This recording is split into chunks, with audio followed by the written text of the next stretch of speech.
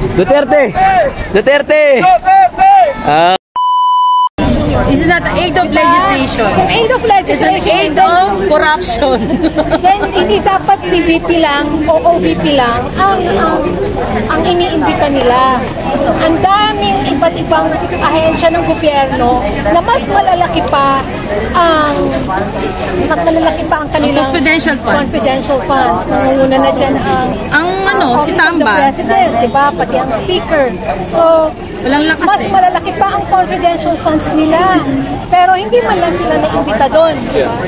Kaya yun, talagang ginamit lang ang hearing na yun para hiyain, sirain, at mag-fishing expedition ng pwede nila sanang gamitin for impeachment. But then wala silang makuha. Kaya kahapon, minadali na lang nila at tinapos ng mabilisan ang hearing. Wala na yung script naubusan. Naubusan na ng script, wala na silang siguro mabayaran. Di ba puro sila suspend? Lilinawin natin, Mama. Si VP Sara ay yung nakasuspend sila at wala nang may tinanong after sa kanya, tuloy-tuloy yun. Si VP Sara hindi pa umalis doon, di ba? Yes, andun lang siya, di ba? Pero hindi nga siya tinatanong na.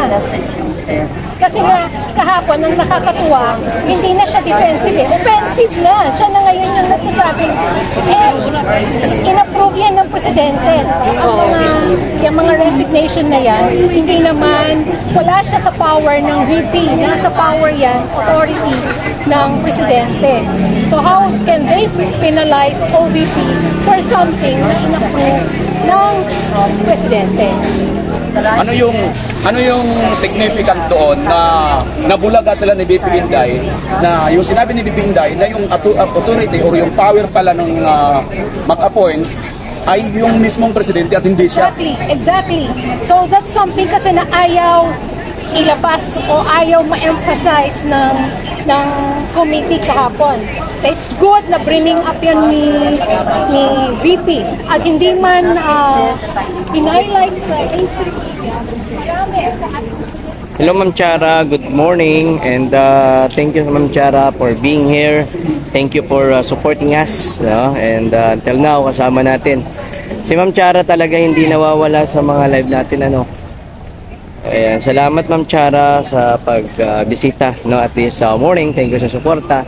Actually yan, kasama natin yan yung mga nakaupo doon. Kalat-kalat nga, gawa ng walang malaking location dito. Ayan pa ho, kabayan. So, salamat po for being here. And ayan pa, ayan.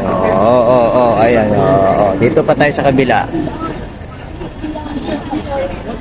To appoint and to accept the resignation of the Yes, Mr. Thank you, ma'am. That is under president. Ano comment yung magpapalagad daw ng BBMC? Isa. Anong comment nyo doon?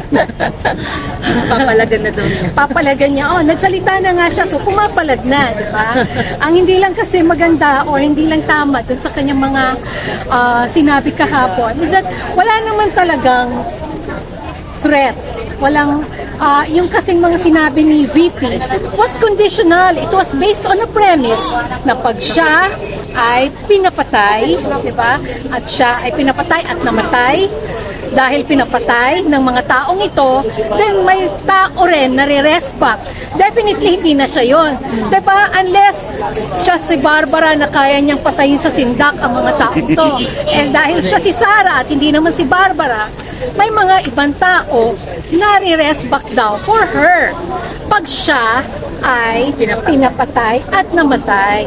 So, bago pa mangyari yung sinasabi nilang krimen na or yung kanyang planong pagpatay daw sa Pangulo, kailangan mamatay muna siya at ipapatay siya. So kung walang papatay sa kanya, walang gagalaw sa kanya, di wala ring mangyayaring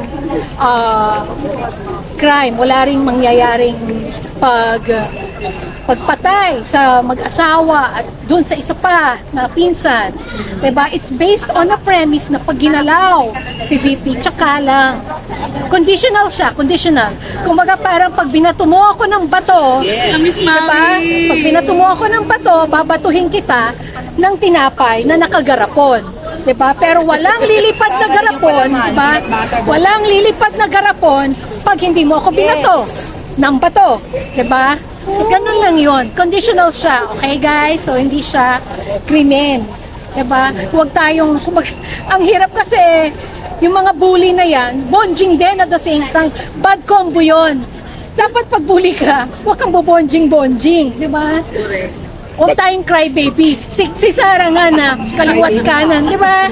Si Sara nga, si VP Sara, na kaliwat kanan siya, pinabanatan nitong mga nakaraang buwan. In fact, for a year now, kaliwat kanan ang banat sa kanya. Pero nakita niyo ba siyang nag-iiyak or na humingi ng awa sa inyo? Hindi eh. Diba? Dapat ganun.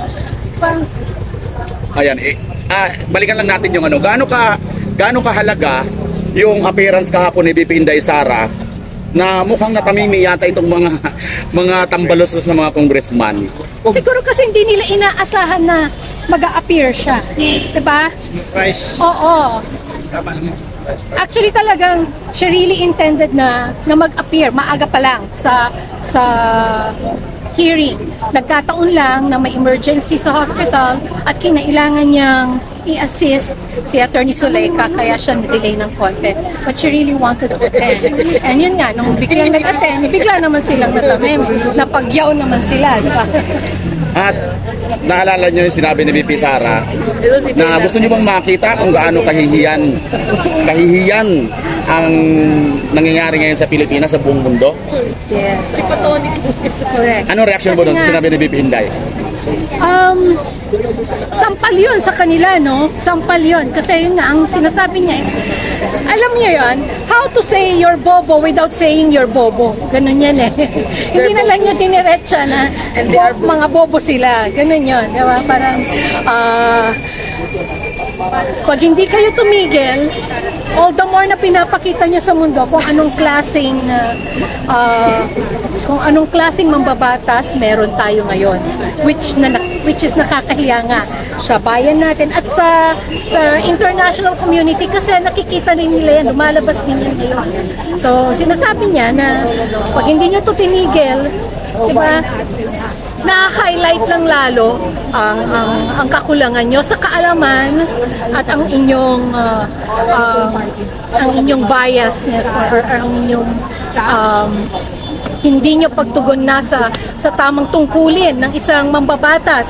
Kasi ginawa na talagang politika ang hearing na to. Alam naman natin, obvious naman na ang hearing na yan ay hindi na in aid of legislation. It's meant to really demolish the Dutertes. Okay. Kung ganon na yung appointing authority pala overall ay si President Marcos at ngayon si VP Sara ang pagkakaalam nila, pinatawag nila, marapat ba ipatawag din si Marcos? Dapat ganun, di ba? Siya ang authority. Kaya nga tumigil bigla ang hearing dahil doon. Kasi nga, napunta na kay Presidente. At ayaw yun ng mga members ng honorable committee natin. Diba? Na madamay, madawit, mapahiya, malagay sa alanganin ang kanilang mga amo. Teka. Mayroon akong nagustuhan doon sa sinabi mo. Pakiulit nyo nga, bakit pala tumigil sila? Dahil ano? Dahil nga, ayaw ng mga membro ng committee na madamay ang Pangulo. Mapahiya. Ayaw nilang mapahiya, madamay. At malagay sa alanganin ang kanilang amo.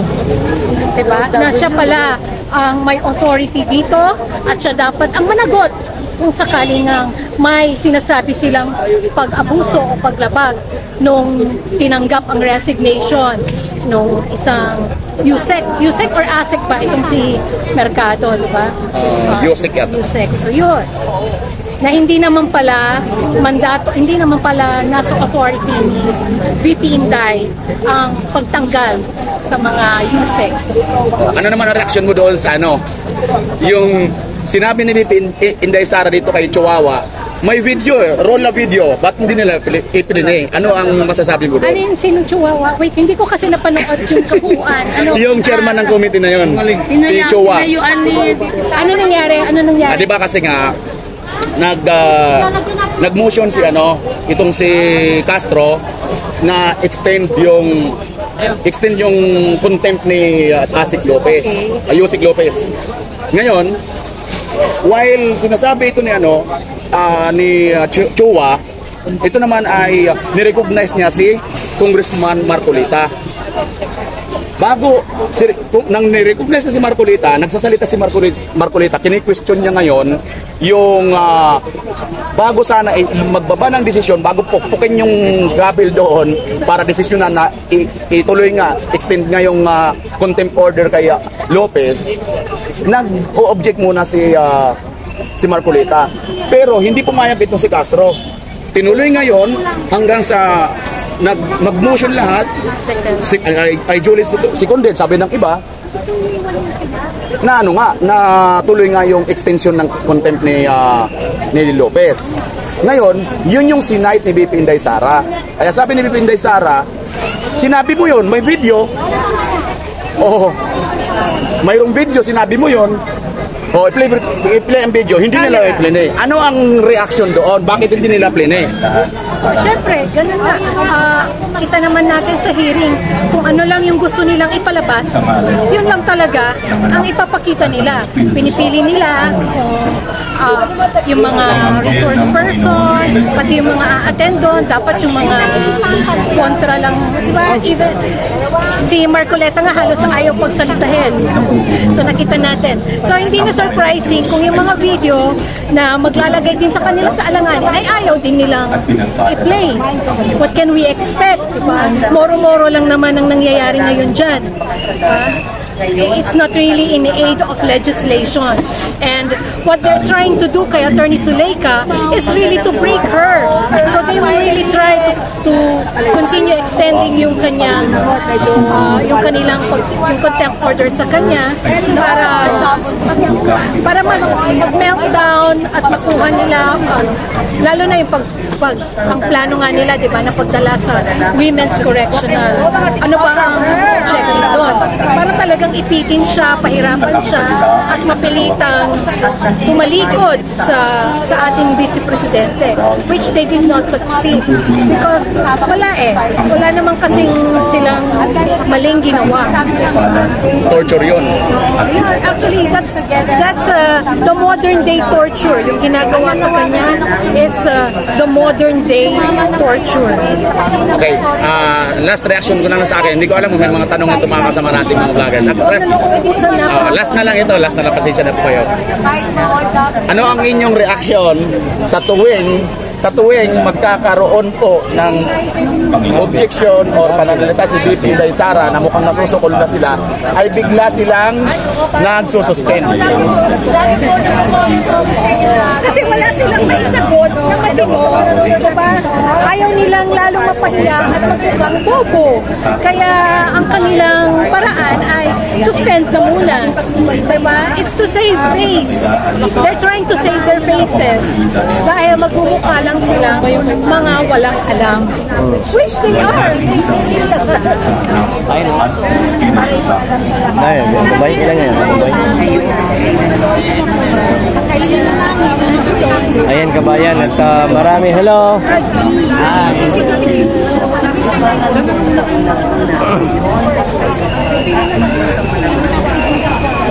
Ayan, and marami pa kabayan. Marami ho dito.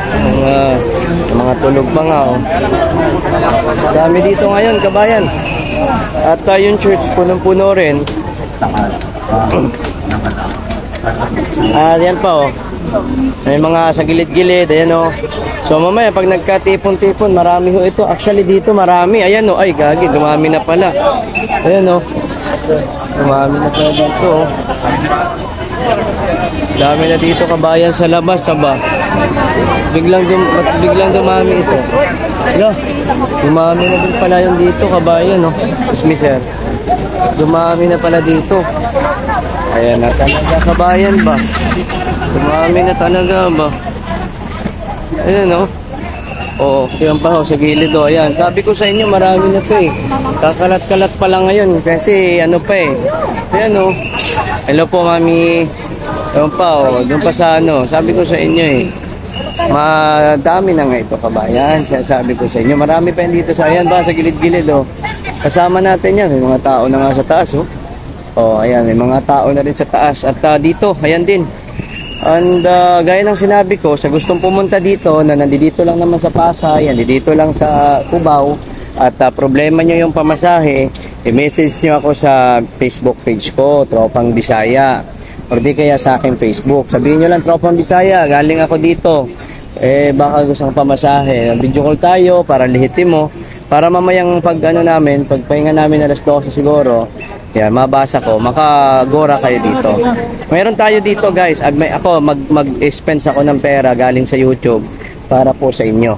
Kasi kahapon kasi, kahapon sumahod ako sa YouTube, sabi ko nga, kung ilan yung kaya kong itulong po, yung kaya kong itulong para sa mga kababayan natin, i-message nyo ako sa aking Facebook page, Tropang Bisaya, mga kababayan. So, basta kailangan lihitin mo yung dito talaga kayo yung malapit na kayo dito, makapunta kayo dito. Antipolo, Cavite, yung mga ganyan. Yung hindi naman kalakihan kasi kailangan natin kahit paano marami din tayong matulungan. No? And gaya ng sinabi ko, marami na dito. Kalat-kalat na nga eh. Although may mga tao na rin sa taas may mga nakaabang na rin sa taas. And dito, gulat nga ako kasi bigla na lang nagsipagdatingan. Kalat-kalat pa to kasi ano pa to wala nga isang location eh. Kung saan yung mayroon lang doon lang sila. Yan sa gilid mayroon marami nga dyan Kita nyo naman mga kababayan. So, abangan natin kabayan ha. So, yes kabayan. Oo. Kasi although gaya ng sinabi ko, kaya ko yan. Gagawin natin yan para po sa inang bayan mga kababayan. Gagawin natin para po sa inang bayan. Hindi po ako dito nagbibiro guys. Kasi first time ho ito nangyari sa bansa natin na medyo talagang si Tatay Digong din nagsalita na rin po. No, ganun. Gagawin po natin yan. Yung kaya ko pong maitulong gagawin po natin. Okay, so kasama natin ang para mailabas ang hila. Yes, Ma'am Lance, opo. Although salamat din po sa mga OFW na nagpapaabot po para po sa ating mga kababayan. Salamat po sa inyo. And sa mga immigrant po natin na tumutulong. Ito mga nagbibigay ng mga pantubig sa mga kababayan natin. Salamat po sa inyo. Although kahapon, marami hong nag-sponsor ng mga tubig kahit sa iba't ibang vlogger, no? At pinabigay nga po. Yan mga kababayan. And sa mga gusto, ito talaga seryoso ito. Sa mga gusto po mga kababayan, sa mga gusto magbigay ng mga patubig sa kanila, mag-ano lang kayo dyan, mag-comment lang kayo dyan para maibigay po natin yan po para sa kanila. Video po yan, ibibigay po natin na naka-live po tayo. Ibili na nila ng tubig o kung ano man, mga biskwit para po sa kanila. Okay, so maraming salamat. Ayan, gaya ng sinabi ko, nagsipagdating at dito, sorry. Ayan, so ayan, dyan ho kabayan, marami na dito. And marami din tayo. Ayan pa nga, meron pa nga sa taas dito. Actually, akala lang ho ninyo, konti lang. Ayan po. Yung mga Muslim, mga kapatid natin na Muslim. Relax lang actually. Ayan, relax lang kayo. Punong-puno ito dito sa simbahan Yung simbahan ayan kabayan. At doon pa sa gilid, mayroon pa doon. Kaso nga lang, ano nga muna, kalat-kalat. Wala ha? Andun yata te. Oo, sige. Sige te. Dito tayo kakain, di ba? Bilibig ko isa sa iyo. Dito. Mamaya na ako, te. Kaka-live ko lang, Mga kababayan. Ano pa Kaya nga, mamaya. Makaka-live lang. Dito lang. Hello, te. Opo, uwi saglit, tapos mag-charge. Ito na yung panahon. Talaga kaya, no? Grabe, ate, sobra. Tayong lahat. Sige. Magano na lang ako. Makamit din natin ang tagumpay. Hello, Mamalo. Mamalo, Malo Takahashi. Artista na ako. Maraming salamat po, Mamalo Takahashi. Thank you, Mamalo, for being here. Salamat sa suporta, Mamalo. Asahan natin, marami pa yung darating, kabayan. Pero hindi natin kumbaga, asahan natin na maraming darating, pero wag tayong umasa na mayroong media dito. So, yan, Mamalo, salamat sa suporta. Ayun, mga solid yan natin nakasama, mga kababayan. Dapat may power bank ka. Yung power bank ko, isa lang. So, nung nakaraan, may sabi sa akin, papahiram daw siya ng power bank nung nandun ako. Mamaya, kung pupunta kayo dito, tapos may extra power bank kayo dyan, halimbawa, pahiramin nyo ho ako. Okay, pag uwi nyo, kunin nyo na lang sa akin. Ayan, ganon. Ha? And salamat. Standby lang kayo. Panggilid-gilid na ito. At ito sa mga kasi ganito. Alam mo yung mga Bisaya kasi. Alam mo sa mga Bisaya. Ito, panawagan ko to sa mga tropa natin dyan. Sa mga Bisaya. Sa mga Bisaya na... Kasi alam ko kasi pag Bisaya ka, matinik ka eh. Pag Bisaya ka, malakas ang loob mo. Tayong mga Bisaya kasi. Ito, para lang ito sa aming mga Bisaya, no? At sasabihin ko, kami mga Bisaya kami kasi wala kami kumbaga buo yung loob namin pagdating sa mga usaping ganito. Kung sa usaping tapang ang mga Bisaya matatapang ho yan, mga kababayan. Kaya ito sabi ko sa mga Bisaya na mga katulad ko, okay, punta kayo dito. Support tayo, hindi naman tayo. Diba? Support lang tayo. Support lang. Hello. Maliitin ng mga Bisaya. Di pag mga Bisaya talaga matatapang yan. OFW. Punta kayo dito. Diba? Support natin. Ito naman ay hindi naman ito usapan ng bagsak talaga kay tayo. Diba? Kailangan natin accountability. Pero hanggat kailangan talaga magkaisa tayo para nga magkaroon ho tayo ng kapayapaan sa bansa natin. Kasi kailangan talaga natin ng isang leader na kung saan nga po mga kababayan ay talagang mamumuno po para magkaroon ng kapayapaan yung bansa natin. Kayo mga Bisaya dyan, na alam ko matatapang kayo. Alam ko naman, lalo mga taga Region 5 sa Bicol, yung mga dito sa part ng Bisaya. Ano yan, malulupit yan. Kaya nga sabi ko sa inyo, dito sa Maynila, hindi dito kinakatakutan yung mga Bisaya. Totoo yan. Hindi ito natin ginagawa-gawa lang. Alam mo yung mga taga Maynila, mga mahal natin yan sila. Pero pag-usapan kasi na Bisaya yan. Although, di ba, Bisaya yan. Pero ang mga Bisaya kasi buo yan at saka matitigas yan. Tandaan po ninyo mga babayan. Pag talking about the Bisaya, tigasin ho yan. Talagang lalaban hanggang kamatayan yan. Pag usapang Bisaya. Kaya kung hindi ka matapang, baka hindi ka Bisaya. Tayo mga Bisaya, punta tayo dito, makita tayo dito. Ganun lang. Magkaisa tayo para sa sambay ng Pilipino. Diba? Kasi lahat tayo dito apektado eh. Even kung ano yung trabaho mo, apektado tayo lahat dito, kabayan. Dahil nga sa, imbes na tutukan ho nila, yung mga pagtaasan ho ng mga presyo ng... Boss! Duterte, ito. Isang Duterte naman dyan, Isang Duterte, Duterte! Duterte! Duterte! Di ba? Sir! Hi. Thank you, sir. Salamat po sa Duterte. Kuha mo nga ito. Kuha na napadaan eh. Duterte daw. Duterte, boss. Duterte. Duterte. Ha? Ano? Duterte. Ulit, sir. Oo, ayan na. Harapan na yung kotse, harapan na. Duterte. Duterte. Ay. Duterte. May mga ano na din po tayo dito.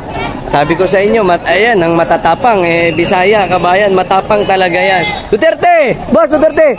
Duterte! Duterte! Di ba? Mga solid yan. Duterte yan eh. Duterte! Ay.